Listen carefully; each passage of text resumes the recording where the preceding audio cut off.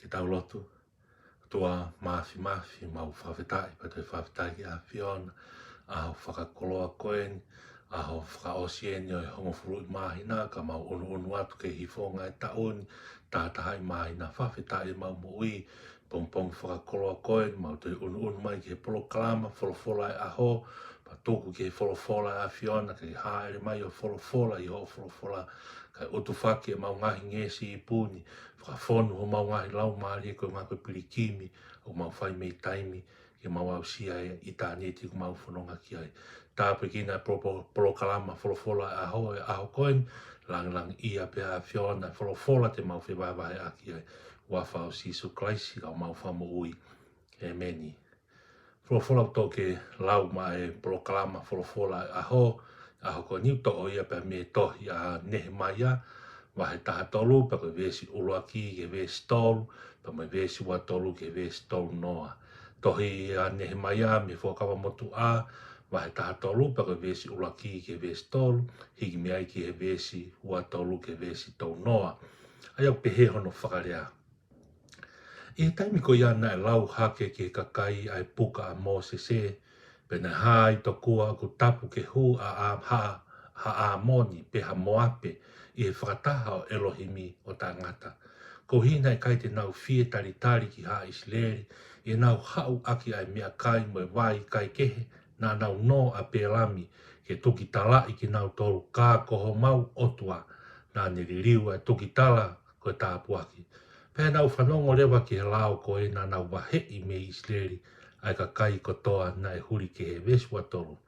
E taimi ko ia foki nā ku wakai, ai kau siu ko mari mo e kau whiwhine asitoti, a moni, mo moape, pea koe nau whanau na e rea vai ua i he rea whaka asitoti, kai nai kai te nau lava ai rea whaka siu, o nau whai aki ai rea ai ka kai koe moe. Pea au whakahopo ki nau tolu, pea tuwangia ki nau tolu, pea au tā i honau kau tangata ni ihi, pea fusi honau ulu, pea au whakafua kawai ki nau tolu ia Elohimi, ilo e ki mou tolu o ka pau te mou ange ha mou ngahi o whiwhine ke nau whanau tangata, pe omi e nau whanau whiwhine ke o mou ngahi fuha, pe kia te ki mou tolu. I kai koe mea pehena e hi ai a Solomone tu Isleri, ka neongo e lau holo hangahi pule anga lahi, kai mau hatu i hange ko ia, pea koe pere ia hono otua, pea na e tuku e otua ke ne tu i ki Isleri katoa, ka nā mo ia, ka nā e whakaanga halai e kau whiwhine muri. Pea te mau tui koa kia te ki mau tolu, ke whai ai fu kovini o pehe whau, ke hia ki ho tau otua i he no nofo mo kau whiwhine muri. Pea koe haa i he whanau a sio iata foha o Eliasipi, mo koe taula iki lahi kone mari mo o whiwhine o sani palate, koe mata pule holoni, ko ia nā kuturia ke whei mo au.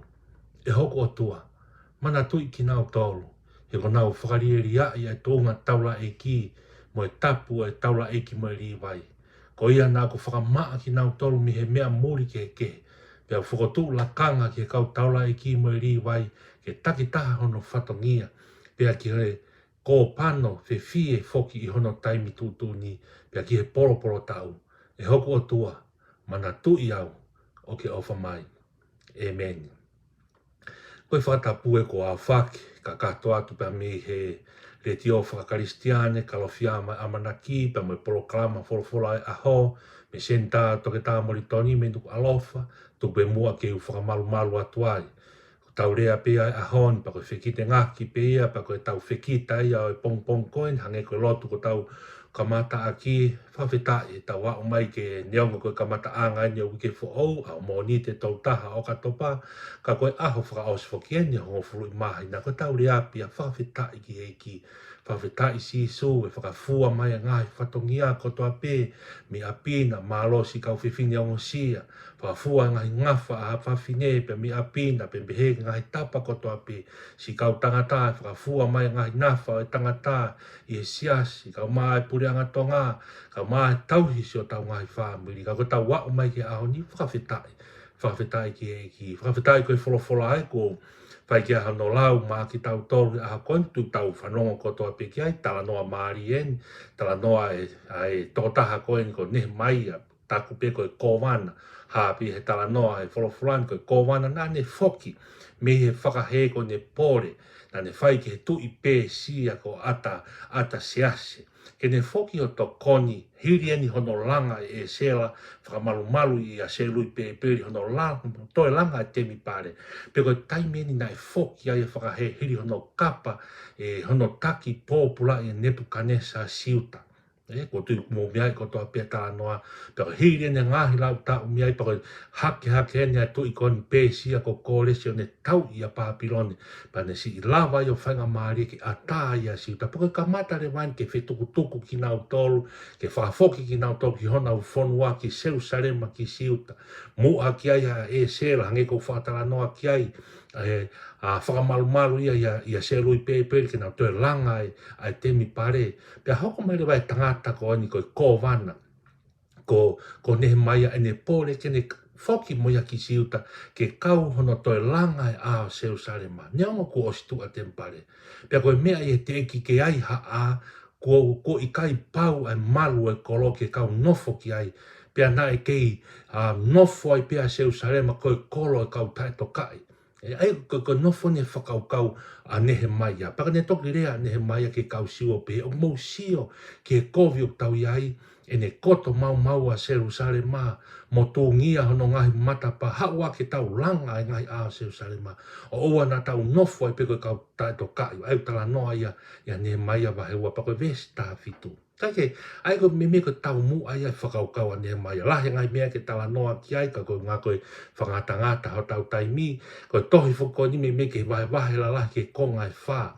Ai koe konga uruaki, koe whoki a Jerusalema, ki Jerusalema Nehemaia, hange ne tau whakatala noa whakapui tua ki ai ko no whekau he tui pēsia ki alo pure i a siuta, ta mono toi langa, to kanga ki ono toi langa a konga hanoa, kono toi langa ia a o Jerusalema, tala noa maari au pito ke whaunga na langa na e whai, na nima e taha koe hāmala, pa moe whaawe, nima taha koe mea tau, koe tau, koe ngā koe oho fia ki nau tolu, e whiri lolo tonga, ai langa koe ni, ai a kolo, kono toi langa a o Jerusalema, ko hono toi, konga hono tolu lewa e tala noa Nehemaia, kono lau e o tua, ke whanongo ke kakai pia vete anga hala kakai, ka maafo ke konga whao si koe ngahi ngāu e kehe a Nehemaia, i hono langa koe kōwana o siuna, peo te hono toi whakafo au, whakalau maari o si kakai koe, ai au tōroto le wai, ai tala noa ia ao ni, a Nehemaia wahe tātolu ki hono toi whakamao no ni, reformations, ko hiri ani, ko māue ko whai hono whakafo ko no whakotu o te mi pare, ko māua e ngai mea ko toa pe, kono toi whakafo toi lau, pa toi whakafo ai mo ui e kakai siuta, ani ko na e whoki mai mi Papiloni, ko mo mea i whoki mai ko ia ko lahi e tui fi o whemari aki, ko whangai whakatapu, ngahi o whiwhine, mo kautala vou, mo kautamai o eki o siuta, pa mo ngahi kolo e kau karitia, pa mo kau maafoki a Papiloni, pa mo ngai whanua ke kau moape, kau Amoni.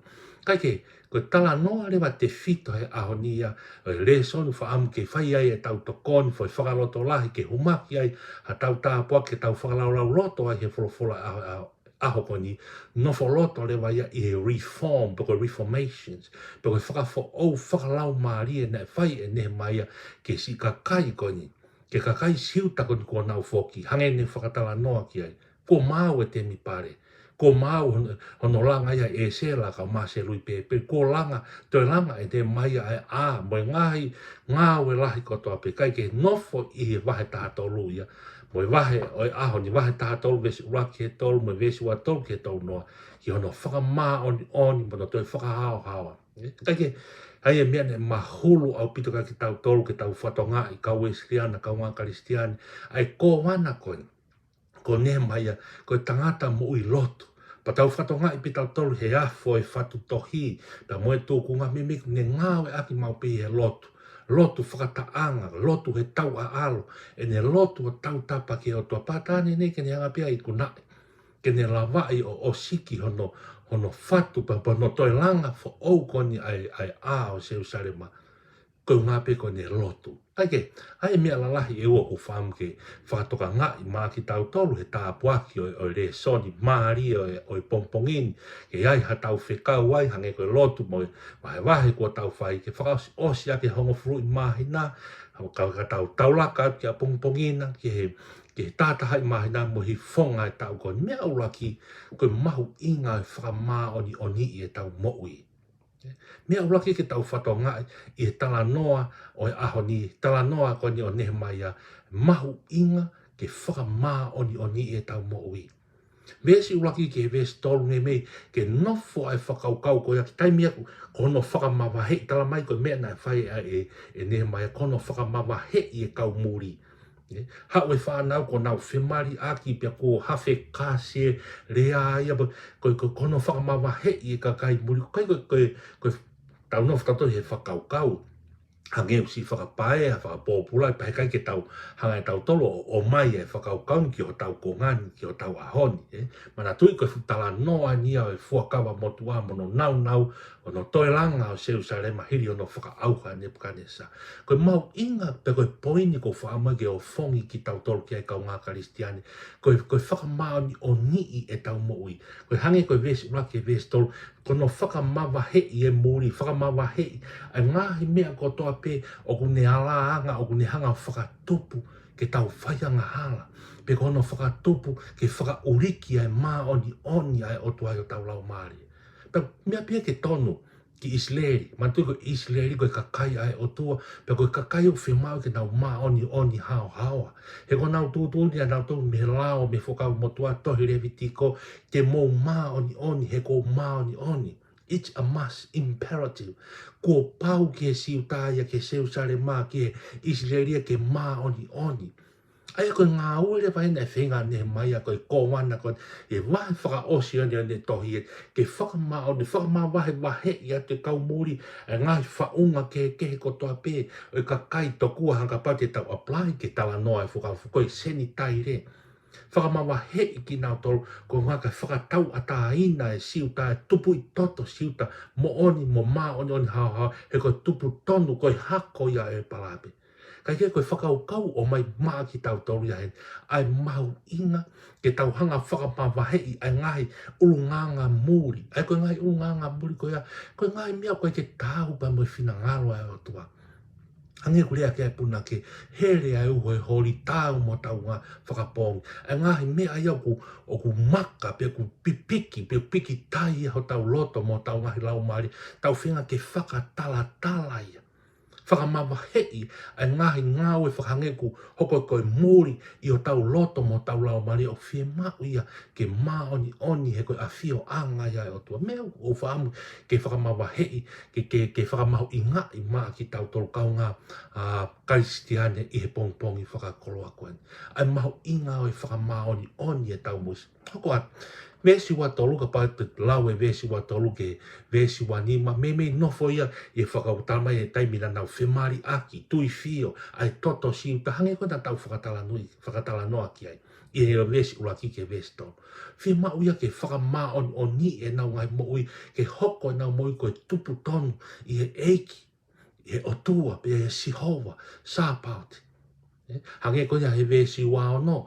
hau ko e tala noa ko ia ke taimi hange ko Solomone na e pehea Solomone ka pau te ke mau whainga maaria blau e uraki tu i mai tātā vesi uraki ke wau ne ongo ene ongo pe ne ongo whai mea lawa tui koni pana ne tō na e anga hala ko unga koe kau whiwhine muri hoko e peke vesi wa fitu ke vesi wa wau whiohi mo anga hala lahi koe te taimi te wha whiohi pa mo anga te tupu e pe anga e afu pe piki tai e anga hala ia te tautau kai ke koe mea ko whaam ke whakamahu i ngā e vesi uraki ke vesi tolu vesi wa tolu ke vesi wa walu e tala noa o e aha koni koe mahu inga e whakamau oni whakahau ki tau pea tāne te ka pau te tau whanonga mai pea mo uhinga e tala noa koni ki e whakawhau pea tāne ne ke whaki e o tua Sisu Christ Fuaki a Sisu Christ ke ne hifo pe kia he funga e kolosi. Fuaki hono tātā, fuaki hono he ko ia ho tau whakamao ni oni anga. Pena me konga ni konya ne maya hoko maya sakalai hake ai malakai ose fukamot na ke fononga pe ai fukamot ai I te fito I he tata pe ko toto e lami pe ko sipi pe ko pulu hu fanga e whakatapu ho tau whakahao hawa mo tau whakamao ni he mana tui he ko pau ke tau mao ni oni ki tau tau ko tu oni ia mea levi tiko, ko pau ke mao ni oni, uhinga ne ngā ue a ne maya, ko pau ke whakamao ni oni e si uta ia, he kai tuku ia, e hou haua si hou vai. Pea ko tau ilo ki tau tolo e hao mai ke konga whakafo, hoko mai ai o toia si su klaisi fuaki, a taha I lami, a eko si su klaisi, ko ia pe taha I whei lau lau, tua taha, whakamore mole e tau anga hala a niafi e ao ni o hao ki apo, whakamore mole e tau anga hala ko toa pe, kehe ke tau tui ke ne peki apa mo ne toi tu en tai tolo lewa ki tau tolo ki mao ni oni ai o tua mao ni oni a si sukala o lauia ko tau mao ni oni mea ke maino ke tau tolo vesi ulaki ke vesi wa walo ne mai wa tato hei kai ke lava he ngai nau ko toa mo whenga reformation mo na lava pia he konga e whakamotua ke whai o nau whakahao ke a whio mai o tua a ke nau whai a ngahi whi lau pa me ngahi kātoanga ka he tōnga ia ko he kai ke lava ia I he toto e lami pe koe sipi pe koe pulu whakatapu ka he taa pia e ko sisu klaisi e lau e maa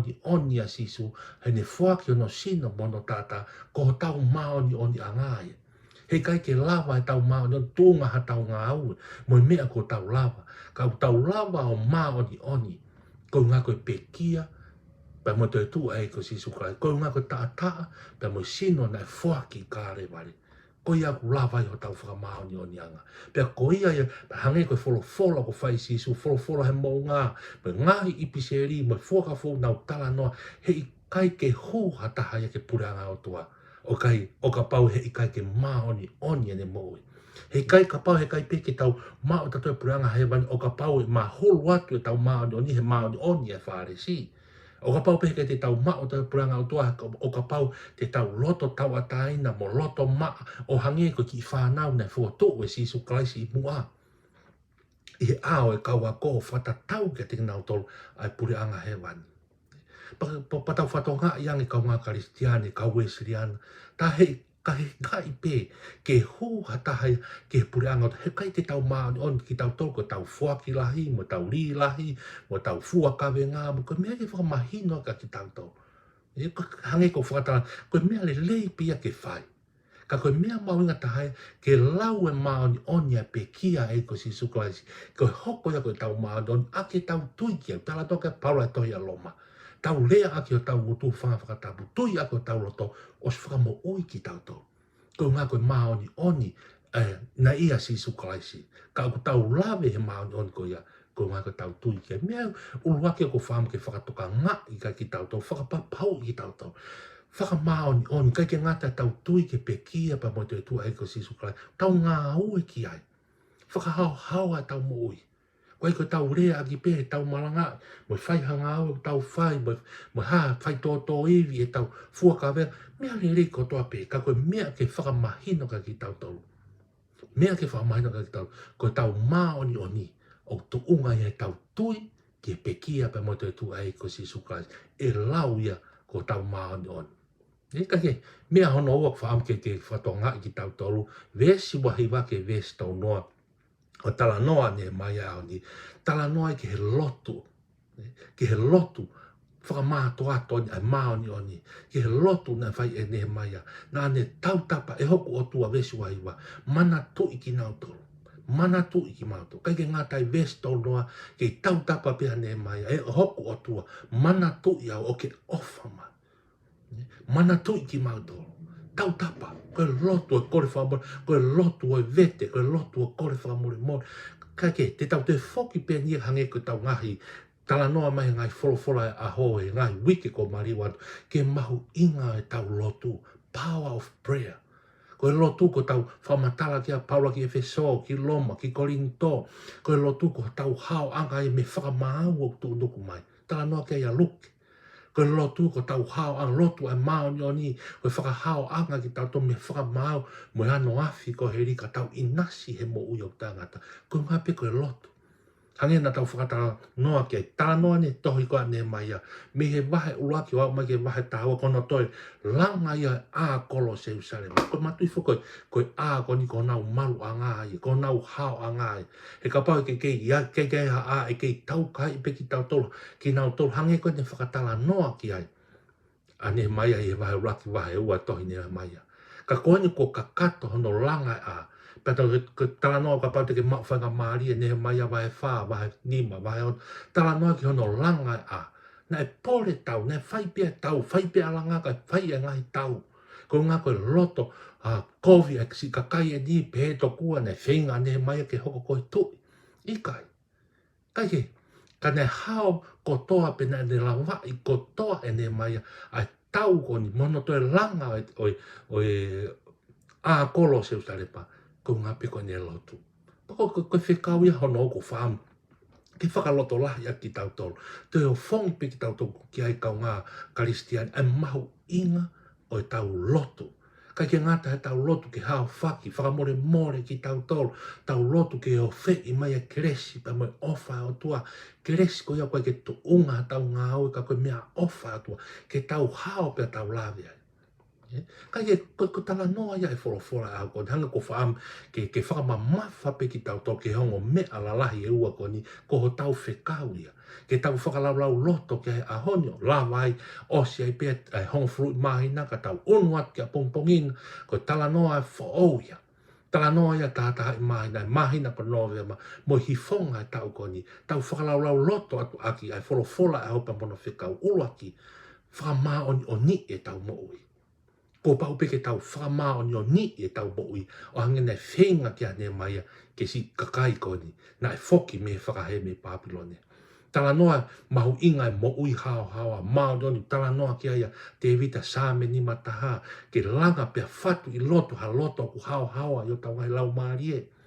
Hange ko tūtu udi ku whaia levitiko taha fitu vesta taha he koe mo ui a kakano ku i he toto. Pe ko tuku ia maa mou tolu ki he orita ke whai aki e whakarelei.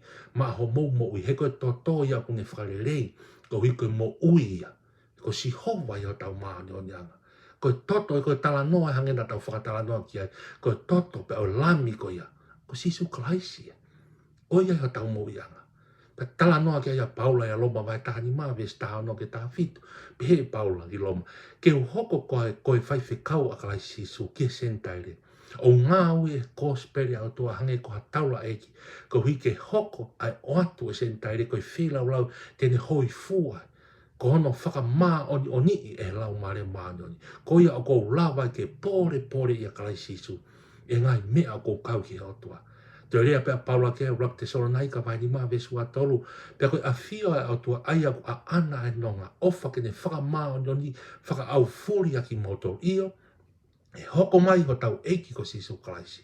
O whako hao whaki ho mou lau maari e. Moi loto, moi sino, moi kakato, moi tae mere. He peru wai taha tolu ves taha wā. Ko ia ko sisu whoki.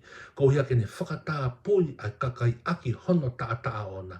Ko ia nane alu atu ki tua matani kolo. Ke whia ia. Whatonga? Ko tau mā oni anga.